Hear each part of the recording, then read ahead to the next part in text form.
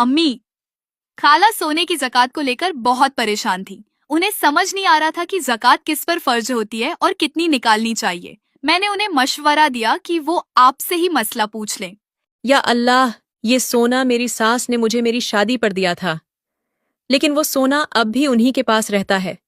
मुझे सिर्फ शादी या किसी खास फंक्शन में उसे पहनने के लिए दे दिया जाता है। अब मैं समझ नहीं पा रही हूँ कि इस सोने की असली मिल्कियत किसकी है।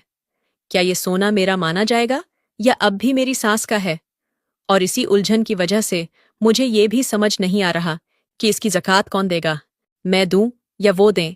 और अगर ज़कात फ़र्ज़ है तो कितनी निकालनी होगी? इस मसले में सबसे पहले ये समझना जरूरी है कि सोने की मिल्कियत किसकी है।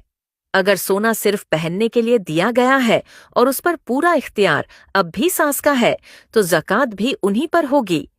लेकिन अगर वो सोना तुम्हें पूरी तरह तोहफे में दे दिया गया है और तुम उसकी मालिक हो, तो ज़कात तुम्हें देनी होगी। अब निसाब को समझ लो। निसाब का मतलब है सोने की वो कम से कम मात्रा जिसके पूरा होने पर ज़कात फर्ज हो जाती है। सोने का निसाब करीब 87 ग्राम है, जिसे आम भाषा में लगभग 7.5 तोला कहा जाता है। 1 तोला लगभग 11 ग्राम के बराबर होता है।